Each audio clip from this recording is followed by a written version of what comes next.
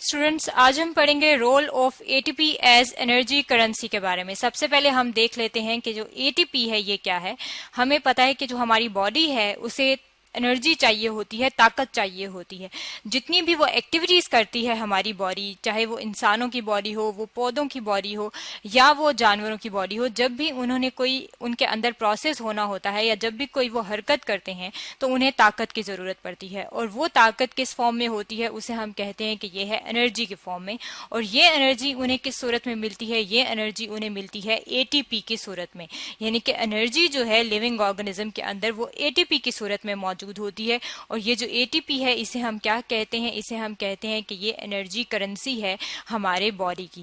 और एटीपी से क्या बनता है? एटीपी से बनता है एडिनोसिन ट्राइफॉस्फेट। अब अगर हम यहाँ पे अपने सामने देखें तो यहाँ पे हमारे सामने एक डायग्राम मौजूद है और इस डायग्राम में क्या चीज बताई है? उस डायग्राम में बताया है कि ये जो फूड है और ये जो फूड हम खाते हैं ये किस सूरत में है? ये ग्लूकोज की सूरत में है।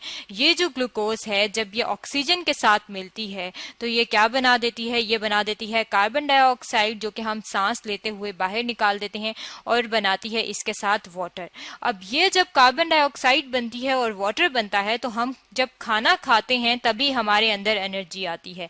और वो एनर्जी जो है वो किस सूरत में आती है? वो एनर्जी हमारे पास एटीपी की सूरत में आती है। यहाँ पे आप अपने सामने देख सकते हैं कि जब ग्लूकोज जो है ऑक्सीजन की प्रेजेंस में उसके अंदर जब प्रोसेस होता है, यानी कि फूड के अंदर जब प्रोसेस होता है तो हमें क्या मिलती है? एटीपी की फॉर्म में हमें एनर्जी मिलती है, करेंसी मिलती है। और ये जो प्रोसेस होता है इसे हम देखना चाहें कि ये कहाँ पे है तो ये कहाँ पे हो रहा है। ये एक स्ट्रक्चर है जिसे कहा जाता है, ये ऑर्गेनेली है जिसे कहते हैं माइटोकॉन्ड्रिया। और ये माइटोकॉन्ड्रिया अगर हम इसे देखें बड़ा करके कि ये कहाँ पे है, तो जितने भी लिविंग ऑर्गेनिज्म है वो हमें पता है किस चीज से मिलकर बने हुए हैं? वो सेल से मिलकर बने हुए हैं। और सेल के अंदर एक ऑर्गेनेली है माइटोकॉन्ड्रिया, जो कि हमें इस तरह से नजर आती है। ये जो माइटोकॉन्ड्रिया है अगर हम इसका स्ट्रक्चर देखें तो इसके अंदर जो है वो डबल मेम्ब्रेन होती है। एक को कहा जाता है इनर मेम्ब्रेन और एक को कहा जाता है आउटर मेम्ब्रेन। यहाँ पे आप अपने सामने देख सकते हैं ये अंदर की तरफ वाली को कहा गया है इनर और जो बाहर की तरफ है उसे कहा गया है आउटर मेम्ब्रेन। इसके अलावा इसके अंदर दो और स्ट्रक्चर जो है, पार्ट्स जो है इसकी बॉडी के, वो क्या है कि ये जो फोल्डिंग्स है इसे हम कहते हैं क्रिस्टी, और जो इसके अंदर फ्लूइड होता है उसे कहा जाता है मैट्रिक्स। और ये जो पूरा स्ट्रक्चर है माइटोकॉन्ड्रिया का, इसे माइटोकॉन्ड्रिया भी कहते हैं। और इसके अलावा इसके लिए एक और टर्मिनोलॉजी, एक और जो टर्मिनोलॉजी इस्तेमाल होती है वो है एनर्जी हाउस। यानी कि ये वो जगह है, ये वो सेल का हिस्सा है जहां पे एनर्जी प्रोड्यूस होती है। और वो एनर्जी किस सूरत में होती है? एनर्जी करेंसी की सूरत में होती है, जिसे हम कहते हैं एटीपी। अब अगर हम देखना चाहें कि ये जो एटीपी है इसका स्ट्रक्चर किस तरह से होता है, ये कैसे हमारी बॉडी के अंदर मौजूद होता है, तो ये हमारे सामने जो है एटीपी का स्ट्रक्चर है। अब ये जो एटीपी है ये किस चीज से मिलकर बना होता है? ये तीन चीजों से मिलकर बना होता है। यहाँ पे आप देख सकते हैं ये क्या है? ये एक एडेनिन शुगर है जिसे कई नाइट्रोजनस बेस भी कहा जाता है। नाइट्रोजनस बेस जो है उसमें से ये 5 मुख्तलिफ किस्म की नाइट्रोजनस बेस होती हैं। एक होती है एडेनिन, एक होती है थायमीन, एक होती है यूरासिल और एक होती है साइटोसिन।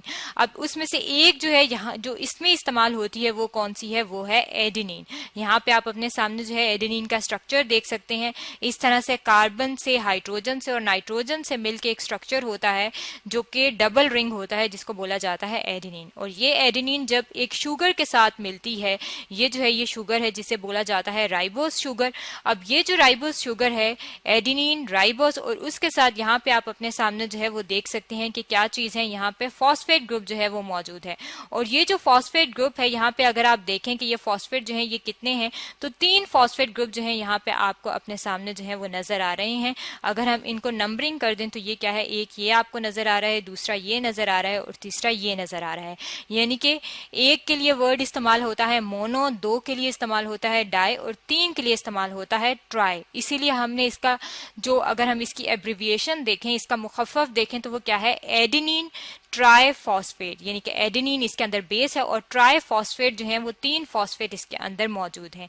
अब अगर हम इसके अंदर देखें कि इसको और किस तरीके से लिखा जाता है, तो ये जो सामने हमारे सामने एक ये हमने लिख लिया है, ये भी जो है एटीपी को ही शो करता है। अब ये जो एटीपी है ये हमें एनर्जी किस तरह देता है, हमें ताकत किस तरह देता है कि जब इसके अंदर ये बॉन्ड जो है इसका टूट जाता है, ये वाला बॉन्ड जब इसका टूटता है तो हमें एनर्जी मिलती है। और वो एनर्जी जो है वो कितनी होती है, यानी कि अगर एक मोल का जो है अगर एटीपी के मॉलिक्यूल जो हैं वो टूटेंगे तो हमें कितनी एनर्जी मिलेगी, हमें मिलेगी 7.3 किलो कैलोरीज एनर्जी जो है वो हमें मिलेगी। यानी कि एक मोल एटीपी का जो है जिसके अंदर 6.022 इंटू 10⁻23 यानी कि इतने मॉलिक्यूल्स जब होंगे तो वो इतने मॉलिक्यूल्स जो हैं उनमें जब एक बॉन्ड टूटेगा तो हमें इतनी एनर्जी जो है वो मिल जाएगी। और ये एनर्जी जो है वो हमारी बॉडी इस्तेमाल करेगी जितने भी काम वगैरह उसने करने होंगे। अब अगर हम अपनी बॉडी की तरफ देखें तो हमारी बॉडी में दो किस्म के प्रोसेस हो रहे होते हैं। एक को हम कहते हैं एंडोजेनिक प्रोसेस और दूसरे जो हैं उन्हें हम कहते हैं एक्सोजेनिक। अब सबसे पहले अगर हम एंडोजेनिक की बात करें तो एंडोजेनिक जो है ये वो प्रोसेस हैं जिसके लिए हमें एनर्जी चाहिए होती है, जैसे कि जिनके लिए हमें ताकत चाहिए होती है। जैसे कि अगर हम एक्सक्रीशन के प्रोसेस की बात करें तो उसके लिए हमें एनर्जी चाहिए होती है, और वो एनर्जी जो है वो किस सूरत में हमें चाहिए होती है, वो एटीपी की सूरत में चाहिए होती है। अब जब हमें एनर्जी चाहिए होगी तो क्या होगा, एटीपी में से एक फॉस्फेट टूट जाएगा, एक निकल जाएगा, जिसकी वजह से हमें एनर्जी मिलेगी। और ये क्या बन जाएगा, ये बन जाएगा एडिनोसिन डाइफॉस्फेट बन जाएगा, और एक फॉस्फेट जो है वो टूट के यहाँ पे पड़ी हुई है और ये एनर्जी जो है वो हमें मिल गई। अब अक्सर प्रोसेस जो हैं जिन में ऐसा होता है कि वो प्रोसेस जब होते हैं तो हमें एनर्जी जो है उनकी वजह से मिलती है, यानी कि वो प्रोसेस जब होते हैं तो एनर्जी हमारी बॉडी में प्रोड्यूस होती है। और वो प्रोसेस कौन से होते हैं, उन्हें कहा जाता है एक्सोजेनिक प्रोसेस।